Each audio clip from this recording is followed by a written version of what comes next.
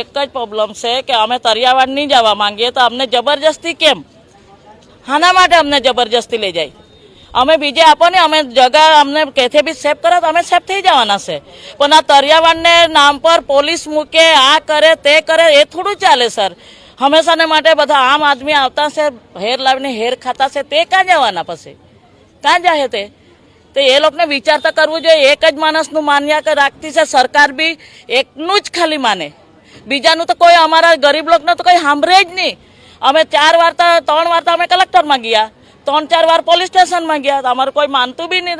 નગરપાલિકાવાળી તો આખી એ જ થઈ ગયેલી, એનું તો અમે નામ બી નહીં લઈએ. તો પછી શા માટે અમને આટલું બધું તકલીફ કરાવતા છે? હા, અમે તરિયાવાડ તો તમને ખબર જ છે કે રેલ આવતી છે ને બધું જ છે, ત્યાં ગંદુ બી છે. અમે નહીં જવાના સર. અમારે અગર કલેક્ટર સાહેબને અમારો વિડીયો અગર જોહે ને અમને માન રાખતો હોય તો અમારું માને ને અમે કેથે બી સેફ કરે તમે થઈ જાઓ. અમે સરકારને વિરોધ નહીં મળીએ, નહીં કામ બને તેને વિરોધ મળે. અમારી માર્કેટ જલ્દી બને તો અમને બહુ સારું છે ને એને માટે અમે આ રેલી બેલી કાઢવાના હતા, પણ અમને ના પાડી તો અમે નહીં રેલી કાઢવું. અમે 2-4 જણા મળવા આવતા છે સાહેબને.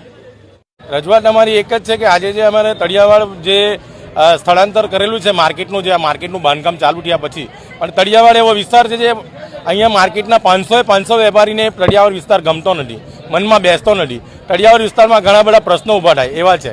એટલે એ પ્રશ્નનો વિરોધ કરીને અમે આજે માર્કેટમાં એક ભવ્ય રેલીનું આયોજન કરેલું હતું, પણ અમને રેલીનું અમને પરમિશન નહીં મળી, એટલે અમે રેલી અહીંયા સ્થગિત કરી છે. અમારું જે પબ્લિક ભેગું થયું હતું તે તળિયાવાડના વિરુદ્ધ જ છે, અમારે બીજું કોઈ નહીં. અમને સરકાર જ્યાં બી સારી જગ્યા મળે ત્યાં બેસાડે, ત્યાં અમે બેસવા તૈયાર છે.